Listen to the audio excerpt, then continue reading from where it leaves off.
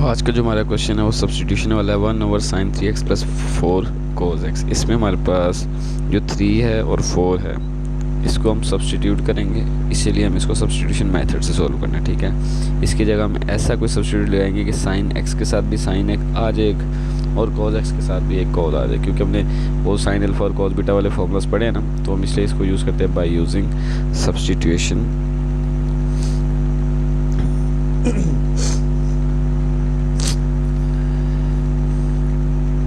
तो 3 की जगह मैं लिख सकता हूँ कोई भी, यानी कि कोई भी कांस्टेंट, मतलब कि जिसको कांस्टेंट होता है ना, जैसे होता है r लगा लें, m लगा लें, z लगा लें, l लगा लें, जो आपके दिल u लगा लें। तो मैं लिखता हूँ r, जैसे 3 के साथ क्या है sin 3x है ना, 3 sin x है ना, तो मैं लिखूँगा r की जगह 3 की जगह r sin अल्फ़ा। तो ये मेरे लिए आसानी होगी इंटीग्रेशन करने के लिए, r sin अल्फ़ा।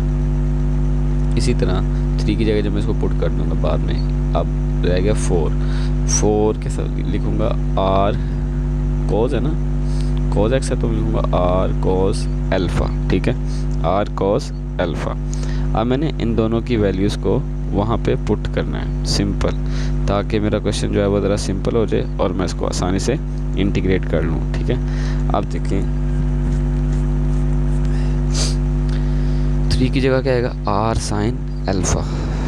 सिंपल, बस हम अब इसको सब्स्टिट्यूट कर रहे हैं और साथ sin x वैसे ही आ जाएगा। ठीक है, sin x प्लस 4 की जगह r cos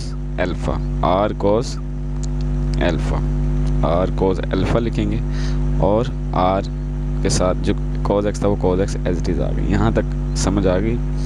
देखें, अब हमने सब्स्टिट्यूशन कर लिया। अब इसमें से मैं नज़र आ रहा है x वाला जो है ना, ज़रा उसको आसानी के लिए हम पहले लिख लेंगे। ठीक है, सब्स्टिट्यूशन में x वाले हम पहले लिख लेंगे, 1/r sin x sin alpha, सिर्फ अपनी आसानी के लिए, प्लस ओहो प्लस नीचे आना था, एक मिनट जी, plus r cos x cos alpha. ये सिर्फ हमने इसको अरेंज किया है, टी ऑफ एक्स लगाना है। ठीक है साथ, क्योंकि हम डी ऑफ एक्स के रिस्पेक्ट कर रहे हैं ना, एक्स के रिस्पेक्ट कर रहे हैं, तो ये लगाना ज़रूरी है इंटीग्रेशन।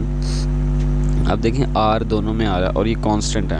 हमारा यही मकसद था कि कांस्टेंट सेम बना के हम उसको बाहर निकाल लें, इसीलिए हमने सब्स्टिट्यूशन की है। ठीक है, अब 1/r जो है वो बाहर चला जाएगा, ये जो r है इसको हम बाहर निकाल देंगे। अब ये बाहर आ गया, ये अब लिखेंगे sin x sin अल्फ़ा। ठीक है, इसी तरह plus cos x cos alpha.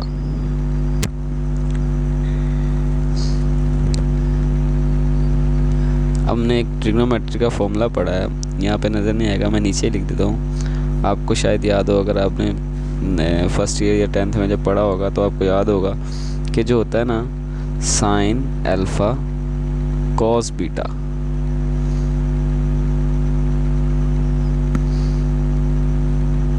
जी sin alpha sin beta plus cos alpha cos beta, ये इक्वल किसके होता है पूरा, cos अल्फ़ा माइनस बीटा। हमने इतने बड़े को एक छोटी सी टर्म में कन्वर्ट करना है ना, इसीलिए हम ट्रिग्नोमेट्री के फॉर्मूलाज को यूज़ करते हैं ताकि इंटीग्रेशन इजी हो जाए।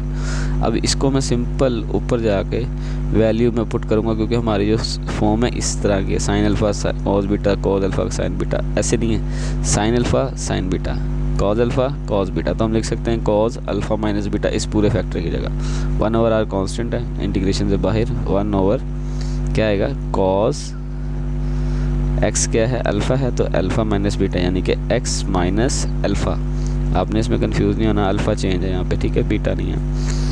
अब इसको हम आराम से इंटीग्रेट कर सकते हैं, क्योंकि cos को हम जब ऊपर लेके जाएंगे तो ये क्या बन जाएगा जी, ये सीकेंड बन जाएगा। चलें आगे करते हैं।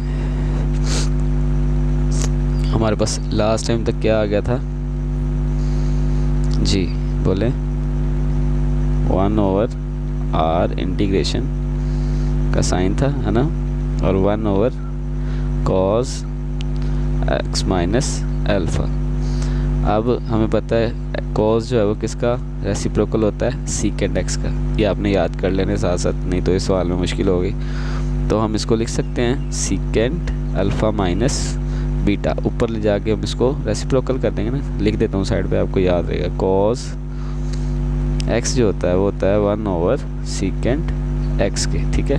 अब हम इसको सिंपल वैल्यूज़ पुट करेंगे। इसकी वैल्यू जब हमने पुट की तो क्या आएगा, वैल्यू पुट करें जी सीकेंड एक्स माइनस अल्फ़ा, ठीक है, डी ऑफ एक्स। अब सीकेंड एक्स की डेरिवेशन इंटीग्रेशन हम पढ़ चुके हैं, वो होती है secant x plus natural log of सीकेंड x tan x plus tan x. ये होती है, आपने याद करनी है फार्मूलाज, ये बेसिक फार्मूलाज हैं, सारों को आने चाहिए, ठीक है, क्योंकि इसके बगैर ये सवाल सॉल्व नहीं होगा जी। तो क्या होगा, हमने लिखा हुआ natural log secant x plus tan x, ठीक है। ये किसकी इंटीग्रेशन है, सीकेंड एक्स की, सीकेंड स्क्वायर एक्स की नहीं, सीकेंड एक्स की। ये आपने याद किस में पुट करना है, 1 over R natural log secant x, mod लगाना है, ठीक है, secant x plus minus alpha यानी कि पूरा एक थीटा प्लस tan एक्स यानी कि tan एक्स माइनस अल्फ़ा, ठीक है, प्लस सी। यहाँ पे लिख देते हैं, जगह तो है नहीं वैसे, चलें। अब हमने कहा था कि हम लास्ट में ना आर और अल्फ़ा की वैल्यू भी कैलकुलेट कर लेंगे, क्योंकि हमने इसको सब्स्टिट्यूट, अच्छा ये नज़र अब आएगा सीकेंड एक्स प्लस tan एक्स, ये सीकेंड एक्स ठीक कर लें इसको,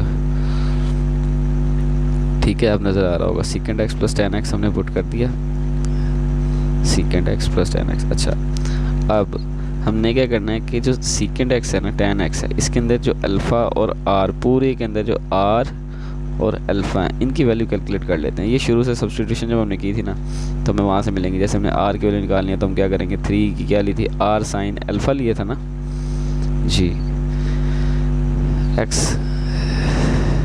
ओहो एक्स नहीं आएगा यार, यहाँ पे शायद अल्फ़ा था,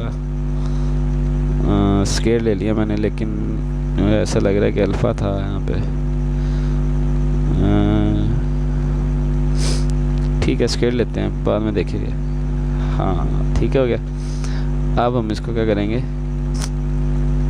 डिवाइड, मैं ज़रा चेक कर लूँ अल्फ़ा था या एक्स था जी, यहाँ पे ना अल्फ़ा ही है, ठीक है, ये हमने अल्फ़ा लगाना है यहाँ पे, ठीक हो गया, हमने अल्फ़ा लगा लिया।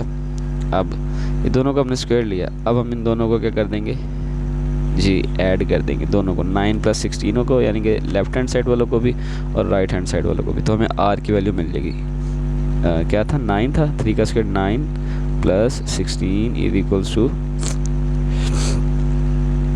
Is equals to R square sine square x alpha, sorry, plus R square cos square alpha. अब इन दोनों में से आर स्क्वायर क्या आ रहा है, ये 25 हो गया, और ये आर स्क्वायर कॉमन आ जाएगा इधर से, ठीक है, अंदर क्या बचेगा वो लिख देंगे, 1 होता है ये, ठीक है। हमने पढ़ा है ना, cos square plus sign square x plus cos square x किसके इक्वल होता है, 1 के। तो इसका जब हम अंडर रूट लेंगे, एक स्टेप में कर लेते हैं, तो वो 5 आ जाएगा, ठीक है। अब जो है हमने आर की वैल्यू कैलकुलेट कर ली है, इसको हम बाद में अपने आंसर में भी पुट करेंगे, लेकिन इससे पहले हम अल्फ़ा की वैल्यू भी कैलकुलेट कर 3 साइन अल्फ़ा था और 4 कॉस अल्फ़ा था, ठीक है, और आर भी था ना स्टार्ट में, हाँ जी आर भी था शायद, हाँ आर भी था, हम आर लगा लेते हैं क्योंकि वो कैंसिल तो हो ही जाएगा, ठीक है। अब यार आर से कैंसिल, क्या बचा, 3/4 साइन ओवर कॉस tan के इक्वल होता है, tan अल्फ़ा, ठीक है। अब अल्फ़ा को निकालना था तो वहाँ जाके tan इनवर्स हो जाएगा, 3/4, ये आ गई अल्फ़ा की वैल्यू, ठीक है। अब हम इन दोनों की अल्फ़ा की और आर की वैल्यू को हमारे आंसर में पुट कर देंगे, और हमारा आंसर क्या था, natural log of सीकेंड 1/r natural log सीकेंड x minus alpha plus tan x minus alpha plus c। अब अल्फ़ा क्या था, और आर क्या 5 है, R5 लिख दिया। तो ये आपकी बुक में स्टेप किया नहीं हुआ, आपकी इंटीग्रेशन यहाँ पे कंप्लीट हो जाती है। अगर वैल्यू पुट करते हैं तो ज़्यादा बेहतर है, नहीं करते तो कोई मसला नहीं है, डेरिवेट तो वो हो चुका है। ठीक है, तो इस तरह हमने डेरिवेशन कर ली एक क्वेश्चन की। अब ये हमारा सॉल्व हो गया। ठीक है।